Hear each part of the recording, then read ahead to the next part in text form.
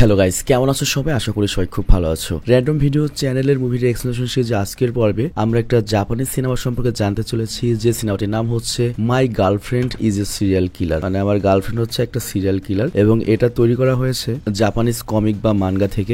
তোমরা হয়তো অনেকেই জানো যে জাপানিজরা কিন্তু কমিক্স বই এবং এনিমিতে অনেক নাম করা, এবং ওদের এনিমি বা কমিক্স থেকে কিন্তু অনেক বড় বড় হলিউডের সিনেমাও তৈরি হয়েছে। এবং তুমি যদি কখনো জাপানিজ এনিমি না দেখে থাকো, তোমার উচিত অ্যাটলিস্ট একবার হলেও attack on Titan, demon slayer, Vinland Saga, death note, Tokyo revengers, one piece, Naruto, chainsaw man, Jujutsu Kaisen, মানে এই এনিমে সিরিজগুলো একবার যদি তুমি দেখো তাহলে তুমি এনিমের একবারে পাগলা ফ্যান হয়ে যাবে। আর এনিমের জন্য আমাদের একটা এনিমের সেপারেট চ্যানেল রয়েছে, সেটার লিংক আমি ডিসক্রিপশন এবং পিন কমেন্টে দিয়ে দিয়েছি। অনেক এনিমে রয়েছে সেখানে, তোমার আমরা প্লেলিস্ট করে রেখেছি। কিন্তু সমস্যা হচ্ছে এনিমে যেহেতু সিরিজ আকারে হয়, তো দেখা গেল 10টা পর্ব যদি আমরা এক্সপ্লেন করি, তার মধ্যে হঠাৎ 2-1টা পর্বতে মনে করো যে কপিরাইট স্ট্রাইক এসে নাই হয়ে যায়। তো এই জন্য এনিমে এক্সপ্লেন করলে দেখা যায় খুব বেশি দিন এনিমে এক্সপ্লেনটা তোমার চ্যানেলে থাকে না আর কি। তবে তারপরে তুমি চ্যানেলটা ঘুরে এসো, হয়তো ভালো লাগতে পারে তোমার। তো যাই হোক, যেমন বলেছি, সিনেমার নাম হচ্ছে my girlfriend is a serial killer. খুবই ইন্টারেস্টিং একটা সিনেমা, এবং সিনেমার লাস্ট পর্যন্ত তুমি চিন্তায় থাকবে যে এই ছেলেটার কি হবে। মানে এমন একটা সোজাশান্ত ছেলের গার্লফ্রেন্ড হচ্ছে এই লেভেলের সাইকো, একটু টেনশন তো কাজ করেই। তো যাই হোক, আমরা মূল ভিডিওতে যাবো তার আগে একটা ব্রেক রয়েছে। তুমি যাবে হচ্ছে ডিসক্রিপশন, আমি দেখিয়ে দিচ্ছি ডিসক্রিপশনটা কোথায়। এই যে ডিসক্রিপশন, এই জায়গাতে দেখতে পাচ্ছ একটা ডুরাশন রয়েছে, মিনিট লেখা রয়েছে, এখানে সিম্পলি ক্লিক করবে, তাহলে তুমি সরাসরি মূল ভিডিওতে চলে যাবে। কোনো ধরনের ব্রেক তোমার দেখার প্রয়োজন হবে না। হ্যালো গাইস, তোমরা কি বোরিং ফিল করছো? কিছু ফান দরকার? সো আমরা আজকে এমন একটা অ্যাপ সম্পর্কে জানতে চলেছি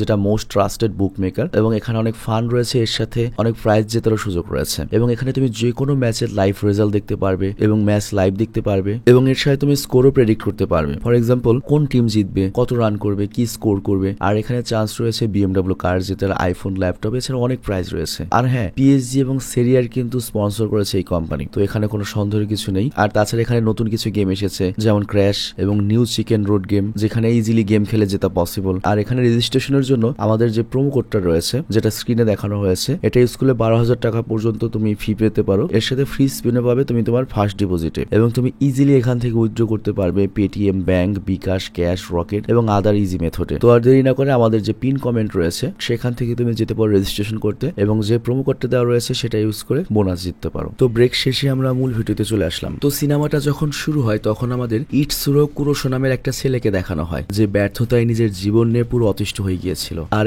এক রাতে ভুলবশত তার ঘরের দেয়ালে একটা ছিদ্র হয়ে যায়। তখন ওর নজর পড়ে হচ্ছে দেয়াল থেকে আসা একটা আলোক রশ্মির উপর। তারপর সে করে ওই ছিদ্র দিয়ে যখন চোখ রাখে, তখন দেখতে পায় দেয়ালের ওপাশে অত্যন্ত সুন্দরী একটা মেয়ে রয়েছে, যে ওরই রুমমেট, যার নাম হচ্ছে রিও। আর সে খাবার খাচ্ছিল, আর তারপর থেকে সে প্রায় ওই ছিদ্র দিয়ে মেয়েটিকে দেখতে থাকে। কিন্তু একদিন সে রিওকে দেখার চেষ্টা করছিল, কিন্তু দেখতে পারছিল না, হয়তো সামনে কিছু এসেছে ওই ছিদ্রর। তো সে করে কি, রিওর বাসার দরজার সামনে গিয়ে ভেতরে উকি মারার চেষ্টা করে, বাট তখনই বাইরে থেকে একটা মেয়ে তাকে দেখে ফেলে। আর তখনও করে কি, কাজ করার অভিনয় করে। আর ওই মেয়েটা নিচতলায় তার নিজের ভাইয়ের জন্য খাবার রেখে চলে যায়, মানে ওর ভাইও এখানে থাকে। তো যাই হোক, আমাদের ইটসুরো কুরোশো তো পুরো বেকার ছিল, তার ক্ষুধাও লেগেছে, আর এই কারণে সে করে কি, নিচে গিয়ে খাবার চুরি করে খেয়ে নেয়। বাট তখনই ওপর থেকে রিও ইটসুরোকে এটা করতে দেখে ফেলে, আর ওদের মধ্যে কথাবার্তা হয়। আর রিও তখন ওকে দুপুরের খাওয়ার জন্য আমন্ত্রণ জানায়। তো এরপর দুপুরে ইটসুরো যখন রিওর ঘরে ঢোকে, প্রথমে ওর নজর যায় হচ্ছে ওই ছিদ্রের দিকে, যেটা রিওর বুক সেলফের পেছনে ছিল। তো এরপর তারা দুজন যখন খাবার খাওয়া শুরু করে, তখন ইটসুরোর কাছে খাবারটা এত পছন্দ হয় যে সে অনেক প্রশংসা করতে থাকে। তো এই জন্য রিও খুশি হয়ে যায় এবং বলে, তোমার যখন ইচ্ছা হবে তুমি এসে খেয়ে যেও, ঠিক আছে? তো খাওয়া শেষে ইটসুরো খুশি মনে নিজের বাসায় ফিরে যায়, আর নিজের ঘর থেকে লুকিয়ে লুকিয়ে রিওকে দেখতে থাকে। আর তারপর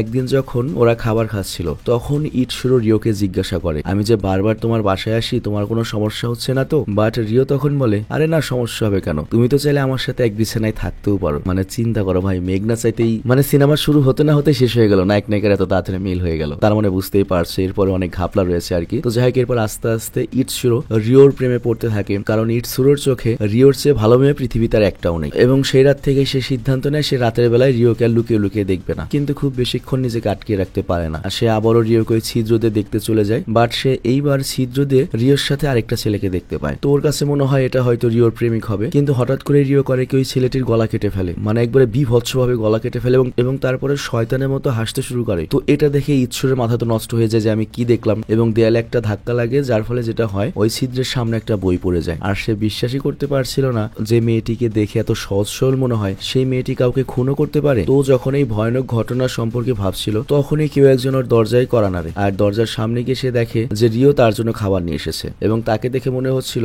সে যেন ইটসুরোর প্রেমে পড়ে গিয়েছে। এবং রিও বলে, আজকে আমি তোমার বাসায় বসে খাবো। তো এরপর খাবার দেওয়ার শেষে ইটসুরো করে কি, ছিদ্রের সামনে সামনে থেকে বইটা সরায়, আবারও রিওকে দেখা শুরু করে এবং তার কাছে মনে হতে থাকে একটু আগে আমি যেটা দেখেছি ওটা হয়তো আমার কল্পনা ছিল। বাট তখনই এন মিজি নামের একটা মহিলা সেখানে আসে, কিন্তু ও বুঝতে পারে না ঘটনাটা কি। তো যাই হোক, পরের দিন ইটসুরো যখন তার কাপড় ধুতে যাচ্ছিল, মানে ওই সব দেশে তো আর বাড়িতে কেউ কাপড় ধয় না, আলাদা কাপড় ধোয়ার জন্য লন্ড্রি থাকে, বাট রিও তখন ওকে বলে তুমি আমার ওয়াশিং মেশিন ব্যবহার করতে পারো। তো এখানে তারা আবারও ওই দিন রাতে একসাথে ডিনার করবে বলে পরিকল্পনা করে, কিন্তু তখনই হঠাৎ করে ইটসুরোর গত রাতের ঘটনাটা মনে পড়ে যায়। তবে তারপরেও সে নিজেকে মানিয়ে নেয়, কারণ সে রিওকে পছন্দ করে। আর এরপর রাতের বেলায় সে যখন খাবার টেবিল সাজাচ্ছিল, তখন সে রিওর ঘর থেকে একটা অদ্ভুত আওয়াজ শুনতে পায়। আর সে যখন ছিদ্র দিয়ে উকি দেয়, তখন সে দেখতে পায় রিওর ঘরে আরেকটা ছেলে এসেছে এবং রিও তাকেও নির্দয়ভাবে খুন করে ফেলে। তো এবার ইটসুরো বুঝে যায় যে ওটা তার কোনো কল্পনা ছিল না এবং সে এবার ভয় পেয়ে জোরে চিৎকার করা শুরু করে। আর তখনই রিও ওর আওয়াজ শুনতে পায় এবং ওর উপর আক্রমণ করা শুরু করে। তো আমাদের ইটসুরো তখন জীবন বাঁচাতে পালাতে শুরু করে, ভবনের ছাদে চলে যায়, কিন্তু রিও পেছনে পেছনে সেখানে পৌঁছে যায়। আর সেখানে রিও তাকে জিজ্ঞাসা করে তুমি আমার সত্যতা কিভাবে জানলে। আর তখন ইটসুরো সেই ছিদ্র সম্পর্কে বলে দেয়, আর একই সাথে সে ভয়ে ভয়ে নিজের ভালোবাসার কথাও বলে দেয় যে আমি তোমাকে ভালোবাসি। কিন্তু রিও তো একটা সিরিয়াল কিলার, সে ইটসুরোর গলায় ছুরি ধরে জিজ্ঞাসা করে তোমার শেষ ইচ্ছা কি, যার উত্তরে ইটসুরো বলে আমি তোমাকে আমার প্রেমিকা বানাতে চাই। তো এটা শুনে রিওর খুব ভালো লাগে এবং রিও করে কি তার মুখে ছিটে যাওয়া রক্তগুলো চেটে ওকে চুমু দিয়ে দেয়, আর একই সাথে ওর প্রেমিকা হওয়ার জন্য রাজি হয়ে যায়। তো এরপরে ইটসুরো করে কি রিওর কথা একটা ডিপার্টমেন্টাল স্টোরে কাজ নেয় এবং সেখানে সে যখন ব্লেড দিয়ে বক্স খুলছিল, তখন তার কাছে মনে হয় আরে আমার প্রেমিকা তো এইসব ব্লেড দিয়ে মানুষই খুন করে ফেলে আর আমি বক্স খুলতে পারছি না, মানে খুশিও হয় আবার ভয়ও পায়। আর পরের দিন সকালে রিও করে কি ইটসুরোকে নিয়ে নিজের কলেজে যায় এবং নিজের বন্ধু বান্ধবদেরকে বলে ইটসুরো আমার প্রেমিক। আর এটা শুনে ইটসুরো তো মনে করে খুশিতে বাকুম বাকুম। আর তারপর ইটসুরো সিদ্ধান্ত নেয় সে ওই কলেজে ভর্তি হবে যাতে করে রিওকে সে বাকি ছেলেদের কাছ থেকে বাঁচাতে পারে। বাট এটা শুনে রিও ওকে উল্টো বলে তুমি আমাকে ছেলেদের হাত থেকে বাঁচাবে মানে, আরে ভাই আমি নিজেই তো প্রতি রাতে একটা করে ছেলে খুন করি, আমি হচ্ছে একটা সিরিয়াল কিলার, তুমি কি ভুলে গেলে। বাট তখন ইটসুরো জিজ্ঞাসা করে তুমি এগুলোর কতদিন করবে রিও। বাট রিও এই কথার কোনো উত্তর দেয় না। তো কিছুদিন পরে ইটসুরোর সাথে হাঁটার সময় রিও একটা রেইনকোট পরে নেয় হঠাৎ করেই এবং আশেপাশে মানুষকে খুন করতে শুরু করে এবং রিও বলে আমার কাছে মনে হয়েছে এই মানুষগুলোর মরে যাওয়া উচিত আর এই কারণে এই মানুষদেরকে মারি। বাট ওর এই অভ্যাসটা নিয়ে ইটসুরো অনেক ভয় পেয়ে যায় এবং জিজ্ঞাসা করে তুমি প্রতিদিনই কাউকে না কাউকে খুন করো কেন, আর যাদেরকে তুমি মেরেছিলে তাদের সাথে তোমার কি কোনো ব্যক্তিগত শত্রুতা ছিল। বাট এর উত্তরে রিও বলে দেখো আমি খারাপ মানুষদের তালিকা তৈরি করেছি, এরা প্রত্যেকেই কারো না কোনো ক্ষতি করেছে আর এর জন্য আমি সকল খারাপ মানুষদেরকে এক এক করে দুনিয়া থেকে শেষ করছি। তো এটা শুনে ইটসুরো ভাবে ওহ আমার প্রেমিকা তো তাহলে ডেথ নোটের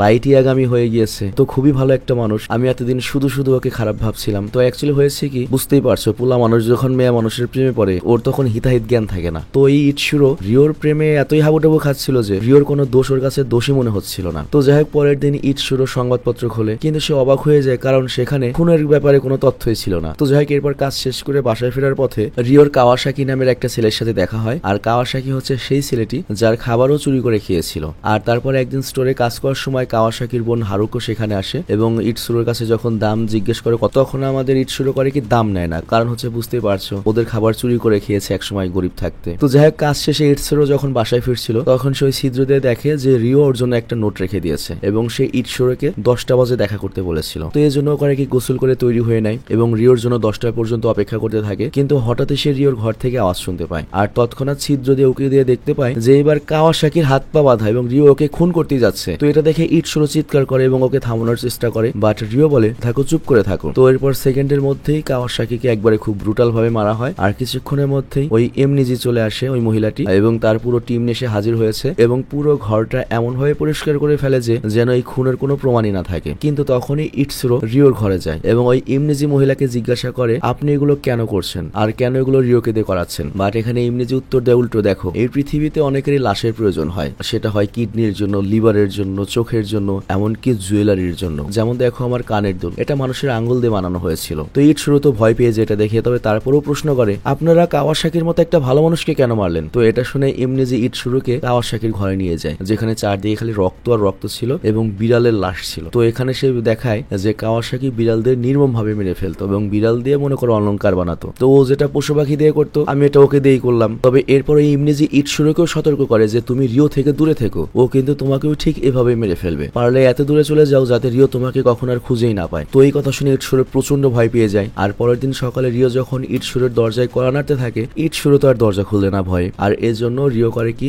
জানালা দিয়ে ভেতরে চলে আসে কারণ তার মনে চাচ্ছিল ইটসুরোকে একটু জড়িয়ে ধরবে, কিন্তু ইটসুরো ওর সাথে ভালো ব্যবহার করছিল না, আর এর জন্য রিও রেগে যায় এবং রেগে এখান থেকে চলে যায়। আর এর পরের দিন আমরা দেখি হারুকোর সাথে আবারও ইটসুরোর দেখা হয় আর তখন হারুকো ইটসুরোকে তার ভাইয়ের কথা জিজ্ঞাসা করে, বাট ওই মুহূর্তেই রিও বারান্দায় চলে আসে আর সে হারুকোকে নিজের ঘরে ডাকে যে তুমি আমার ঘরে বসো, এখানে অপেক্ষা করো। কিন্তু আমরা তো জানি ওর ঘরে ঢুকলে তো লাশ হয়ে বেরোবে। কিন্তু এখানে ইটসুরো করে কি অনেক টেকনিক্যালি কথা ঘুরায় এবং হারুকোকে রাজি করায় যেন রিওর ঘরে না যায়। তো যাই হোক, হারুকো চলে যাওয়ার পরে ইটসুরো রিওকে জিজ্ঞাসা করে তুমি কি তাহলে হারুকোকেও মেরে ফেলবে? বাট রিও এতে না করে। আর পরের দৃশ্যে আমরা দেখি যে হারুকো ইটসুরোকে মেসেজ করে কফি শপে দেখা করার জন্য, কারণ সে তার ভাইয়ের সম্পর্কে জানতে চাচ্ছিল। তো ইটসুরো যখন যাচ্ছিল দেখা করতে তখন একটা বড় কালো গাড়ি চলে আসে এবং জোরপূর্বক ইটসুরোকে তুলে নেয়। আর সেই গাড়িতে ওই মহিলা ইমনিজি ছিল। তো ইমনিজি বলে তুমি কোথায় যাচ্ছ, তোমাকে কিন্তু আমরা ফলো করছি, যদি বাইরে তথ্য যায় তোমাকে কিন্তু মেরে ফেলবো। বাট ইটসুরো এখানে বলে যে হারুকো আমাকে মেসেজ করেছে যে ওর ভাইকে খুঁজছে, একটু দেখা করতে বলেছে, সেই জন্য যাচ্ছি। বাট ইমনিজি এখানে হাসতে হাসতে বলে যে মানুষটা মারা গিয়েছে তাকে কোথায় খুঁজে পাবে,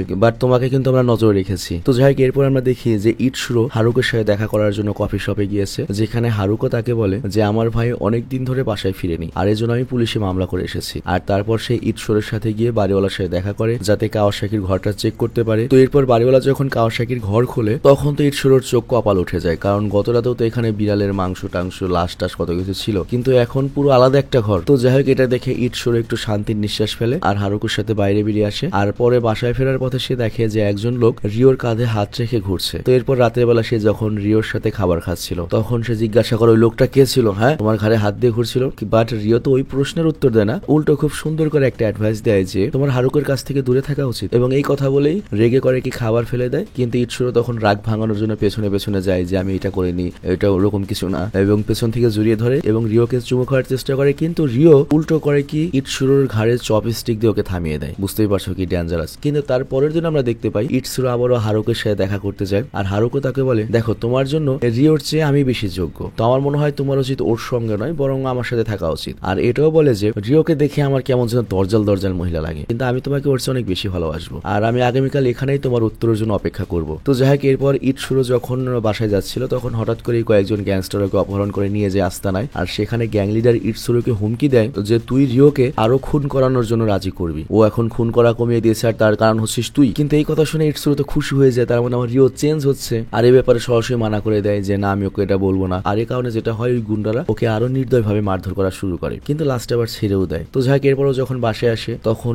ওর এই অবস্থা দেখে রিও আর ওর মধ্যে ঝগড়া শুরু হয় এবং ইটসুরো তখন রিওকে বলে তুমি মানুষ খুন করা বন্ধ করে দাও, কিন্তু রিও কোনো কথাই শুনে না। আর এই জন্য ওদের ব্রেকআপ হয়ে যায়। কিন্তু ব্রেকআপের পরেও ইটসুরো রিওকে ছিদ্র দিয়ে নিয়মিত দেখতো আর তখনও রিও মানুষদের খুন করেই যাচ্ছিল রেগুলার। তবে এখন সে খুন করার পরে হাসার পরিবর্তে কান্না করতে শুরু করেছিল। তো এর ফলে ইটসুরো বুঝতে পারে যে রিও যে খুনগুলো করছে ওগুলো মূলত গ্যাংস্টারদের চাপের কারণে করছিল, যাতে ওই গ্যাংস্টাররা ইটসুরোর কোনো ক্ষতি না করে। তো এটা বুঝতে পারে ইটসুরো অনেক বেশি রেগে যায় এবং এই হারামজাদা মানে এই বদনা করে কি দৌড়াতে দৌড়াতে একাই যায় গ্যাংস্টার আস্তানায় এবং গ্যাং লিডারকে বলে হ্যাঁ তুই আমার গার্লফ্রেন্ড রিওকে দিয়ে জোরপূর্বক খুন করাচ্ছিস, তুই এটা বন্ধ করবি। আর এটা বলে ও যে ডিপার্টমেন্টে কাজ করে ছোট্ট একটা ছুরি নাকি কি আছে যে কার্টুন খোলে সেটা দিয়ে গুন্ডাদের উপর হামলা করা শুরু করে, কিন্তু ওর তো কোনো অভিজ্ঞতাই নেই। তো গুন্ডারা উল্টো ওকে মেরে বিহাল দশা করে ফেলে এবং লাস্টে যখন ওকে একেবারে চিরতরে মেরেই ফেলবে তখন একটা গ্যাস গ্রেনেড এখানে আসে, চারিদিকে ধোয়া দিয়ে ভরে যায়। আর আমরা দেখতে পাই রেনকোট এবং মাস্ক পরে সেখানে রিও চলে এসেছে। সরি আমি 2-1 হয়তো রিয়া বলেছি নামটা। তো যাই হোক, নর্মালি আমরা সিনেমাতে দেখি যে নায়িকাকে বাঁচাতে নায়ক আসে, কিন্তু এবার দেখতে পাচ্ছি আমরা নায়ককে বাঁচাতে নায়ক এসেছে। তো যাই হোক, এখানে নায়িকা করে কি একে একে সকল গুন্ডাদের মেরে ফেলা শুরু করে আর তারপরে ইটসুরোকে উঠিয়ে একটা সোফায় বসায়। তো এইবার ইটসুরো রিওকে জিজ্ঞাসা করে তুমি সবাইকে মারার পরে আগে হাসতে, এখন হাসো না কেন? তো রিও এর উত্তরে বলে এই কাজটা করতে এখন আর আমার ভাল লাগে না। তো এই কথা শুনে ইটসুরো অনেক খুশি হয়ে যায় এবং রিওকে চুমু খেয়ে বসে এবং তার কাছে মনে হয় যে রিও ভালো হয়ে গিয়েছে, নতুন করে সংসার শুরু করবে, নতুন জীবন শুরু করবে। কিন্তু তখনই রিও আমাদের সবাইকে অবাক করে দিয়ে একটা কাজ করে বসে। রিও করে কি ইটসুরোর পেটেই ছুরি ঢুকিয়ে দেয় এবং বলে আমি সবসময় আমার ভালোবাসার মানুষকে মারা যেতে দেখতে চেয়েছিলাম, অবশেষে সেটা পূরণ হলো। আর তারপর ইটসুরোকে বলে আই লাভ ইউ ইটসুরো, আর ইটসুরো তখন বলে আই লাভ ইউ টু। আর এই কথা বলেই ইটসুরো মেঝেতে লুটিয়ে পড়ে। আর তারপর আমরা দেখি রিও এমনিজির সাথে দেখা করে এবং তাকে বলে যে এই শহর ছেড়ে আমি চলে যাচ্ছি। আর এটাও বলে যে এখন থেকে ইটসুরো আমাকে আর ছিদ্র দিয়ে দেখবে না। বাট তখনই হঠাৎ করে আমরা পেছনে দেখতে পাই ইটসুরো লাঠির সাহায্যে হাঁটতে হাঁটতে চলে এসেছে। তো এখানে আসলে আমরা জানতে পারি যে রিও মূলত অনেক বড় একটা গ্যাং এর আন্ডারে ছিল, সেই গ্যাং এখনো রয়েছে, অনেক বড় গ্যাং। আর এই ইমনির সাথে তার অনেক ভালো সম্পর্ক। তো এই জন্য এখানে যেটা বোঝানো হয়েছে যে ইটসুরোকেও মেরে ফেলেছে যাতে ইটসুরোর পেছনে আর কেউ না লাগে এবং ওরা এখান থেকে পালিয়ে নতুন করে একটা যাত্রা শুরু করবে জীবনের। আর এই কাজ ওদেরকে সাহায্য করেছে মনে করে যে ইমনিজি নামের এই মহিলাটা। তো আর এখানে এই সিনেমাটি শেষ হয়ে যায়। আমি জানি না তোমাদের কাছে সিনেমাটা কেমন লাগছে, কিন্তু এই স্ক্রিপ্টটা অনেক আগে কোন একটা দর্শক আমাদেরকে পাঠিয়েছিল, ইমেইলে হঠাৎ করে পেলাম, যার জন্য এক্সপ্লেন করে দিলাম। আমার কাছে খুব একটা খারাপ লাগেনি, একবার দেখার জন্য যথেষ্ট ভালো লাগছে। তবে নায়িকা আর হারুকের অনেক বেশি ভালো লাগছে। আমি বিদায় নিচ্ছি, টেক কেয়ার, আল্লাহ হাফেজ।